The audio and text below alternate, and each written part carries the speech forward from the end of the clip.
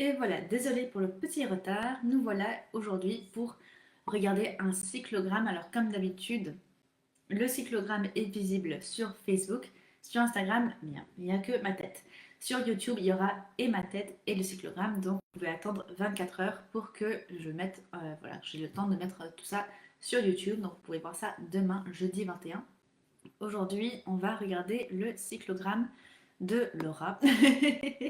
Donc Laura, j'ai copié ton cycle, j'ai retranscrit, donc on le voit sur Facebook. On a un cycle qui est bien rempli, mais, j'ai une petite demande, c'est que la prochaine fois, si tu envoies un cyclogramme, même pour toi, que tu traces en fait, que tu relis les températures. Parce que là, vous voyez peut-être que c'est très compliqué d'observer, enfin d'interpréter la courbe quand c'est juste des points.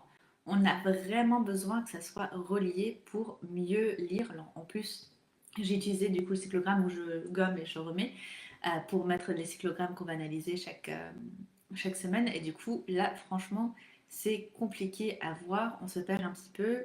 Donc voilà, mon retour serait de lier. Là, on voit bien qu'il y a une différence, voilà, les températures plus hautes ici, plus basses ici, mais ce serait tellement plus clair si c'était relié. Donc voilà, j'ai copié exactement comme tu l'as fait pour le coup pour ces températures parce que voilà, je voulais vraiment qu'on voit qu'il y a une différence quand on relie les températures entre elles et quand on ne le fait pas.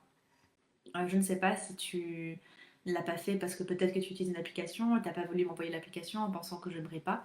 C'est possible de m'envoyer hein, tout simplement une capture d'écran, pardon, une capture écran ou autre de ton cyclogramme et moi je retranscris comme il faut ensuite sur la feuille. Donc voilà, on n'a pas besoin de faire ça parce que souvent quand je vois ces traits, ces points sans lien, c'est soit en effet qu'on a recopié depuis une application ou autre, ou juste que voilà, on fait jour après jour et c'est tout. Mais jour après jour, on a tendance à avoir comment dire, la patience pour relier les points. Alors que quand on retranscrit, on se dit bon, je vais faire ça rapidement et puis on passe à autre chose.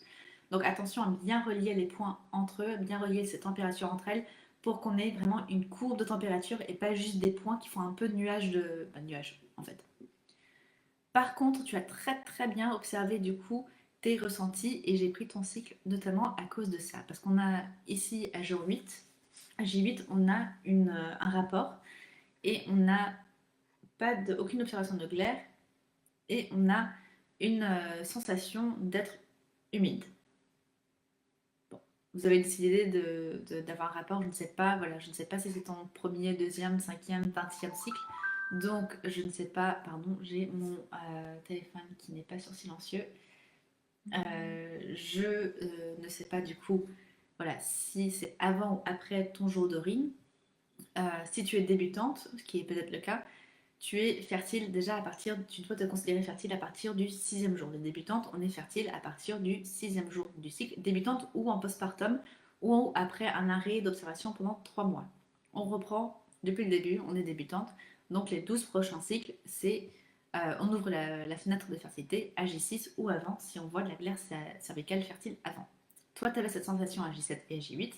Donc de toute façon, en effet, il fallait que ce soit un rapport protégé, parce que tu ne l'as pas indiqué, mais vu ce que je vois dans le cyclogramme, c'est un cycle avec aucun désir de grossesse, c'est-à-dire que tu ne souhaites pas tomber enceinte. Donc voilà, il faut en effet se protéger, avoir une contraception mécanique. Là, je ne sais pas ce que c'était, est-ce que c'était un préservatif, est-ce que c'était un diaphragme, je ne sais rien. Mais en tout cas, c'était avec une contraception. Puis on avait donc le lendemain, donc cette glaire, pour le coup tu as vu quelque chose, mais tu as une sensation, Laura, qui est voilà, dite sèche. Et on peut se dire, mais je comprends pas, parce que J7, J8 tu étais humide, J10, J11 tu étais humide, et J9 en plein milieu c'était sec. Comment ça se fait? Sec parce qu'on a le petit soleil. Eh bien, c'était sec certainement dû au rapport, parce que le lendemain d'un rapport, on peut tout à fait en fait se sentir alors soit plus humide, voire mouillé, soit plus sèche et souvent s'il y a une protection, je serais plutôt d'avis du coup à dire que c'était un préservatif, un J8, souvent avec le préservatif on se sent plus sèche le lendemain. Donc en fait c'est complètement cohérent, tout à fait cohérent. En sachant qu'on a de nouveau ici à J15. Donc J14, J16, on se sent humide et mouillé. Et à J15, tu te sens sèche alors que tu vois de la glaire fertile. Je pense qu'en plus, c'était une glaire très fertile, c'était un grand bâtonnet. Ça arrive. Et ça, j'en profite aussi de le dire parce que tu n'es pas la seule. Et j'ai eu quelqu'un récemment qui m'a écrit pour me dire j'ai vu quelque chose, mais ma sensation, c'était sec. Tout était sec, donc est-ce que c'est normal? Oui, en fait, c'est pas une question de normal, pas normal, c'est ce qu'on observe et ce qui est cohérent et aussi ce qui est habituel ou non pour vous. Alors, j'espère que pour vous, c'est quand même pas habituel d'avoir cette glaire-là et de se sentir sèche, mais ça arrive, tout comme ça arrive de se sentir mouillé, mais de ne rien voir, hein, c'est possible. Ensuite, le but aujourd'hui, c'est quand même de confirmer l'ovulation. Donc, on va essayer de voir si on peut faire ça. Si vous avez des questions en live, bien sûr, vous pouvez me les poser. Alors, on regarde du coup pour le jour sommet. Le jour sommet, c'est le dernier jour d'observation de glaire fertile. Donc là, ce serait à J18 parce que à J19, on a voilà, autre chose en termes de glaire et voilà, c'est assez pour le coup évident. Donc bravo parce que non seulement tu as bien observé, mais en plus tu as un changement qui fait que c'est assez facile de trouver le jour sommet. J18, jour sommet. Il y en a qui vont se dire ah mais la température montait déjà avant, on voit que là c'était une température qui monte. Donc je prends où la température, je la prends à partir du moment où je vois que ça commence à augmenter, ou est-ce que je la prends au pic, c'est-à-dire là c'est à J23. Là J23 elle est vraiment haute. Et je prends laquelle? Parce que là ça fait une belle ligne, vraiment c'est un beau cycle à analyser comme ça ensemble parce que on peut vraiment montrer beaucoup de choses. Eh bien on reprend, voilà, si on travaille ensemble, vous savez qu'il faut reprendre étape après étape, mot après mot, comment on ferme la fenêtre de fertilité. Et sur le document, vous verrez, c'est écrit on prend la température haute après le jour sommet. Tout simplement. Donc ici, ce serait à J19. Alors, première température haute, c'est-à-dire qu'elle est plus haute que celle du jour sommet, mais aussi plus haute que les autres. Donc là, c'est le cas, elle est plus haute que ces dernières ici. Donc on a une première température haute à J19. On trace la ligne de base, donc on prend les 6 dernières températures basses, 1, 2, 3, 4, 5, 6.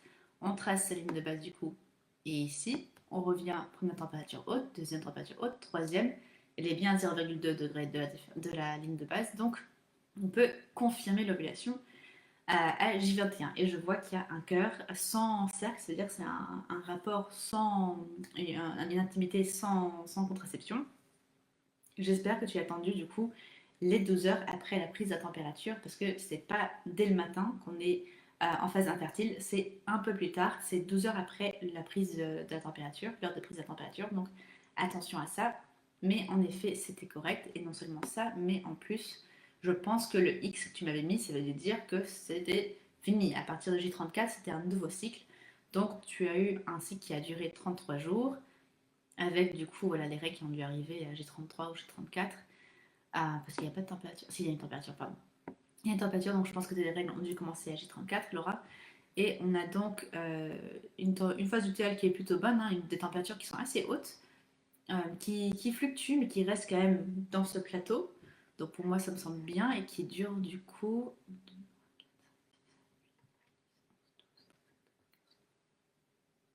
15 jours. Super. Donc pour moi, tout va bien en termes d'équilibre du cycle. L'ovulation, voilà, comme d'habitude, elle arrive un peu plus tardivement. De toute manière, ça va être le cas, à mon avis, de beaucoup de femmes, hein. Les femmes que j'accompagne ou qui me suivent ici, souvent vous avez des cycles qui sont un peu plus longs, souvent vous avez une ovulation qui arrive un peu après J14. C'est ok, ça arrive bien sûr. Si vous regardez, que vous me dites, bah non, moi Anaïs, tu sais très bien que c'est avant J14 justement, je sais. Mais la majorité d'entre vous, quand même, ovulez après J14. Donc voilà pour ce cycle, voilà pour la confirmation de l'ovulation. Si vous souhaitez voir tout le cyclogramme, eh bien, il faut attendre de voir ça sur YouTube demain. Vous pouvez mettre en commentaire YouTube, je vous enverrai le lien direct, comme ça vous pourrez avoir accès facilement. Et si vous souhaitez que moi je regarde un de vos cyclogrammes, eh bien avec plaisir, il suffit de me l'envoyer. Et bah, voilà, je choisirai peut-être pour une prochaine session sur le cyclogramme et l'interprétation du cyclogramme. Voilà, je vous souhaite une très belle journée, très belle semaine et à bientôt. Bye.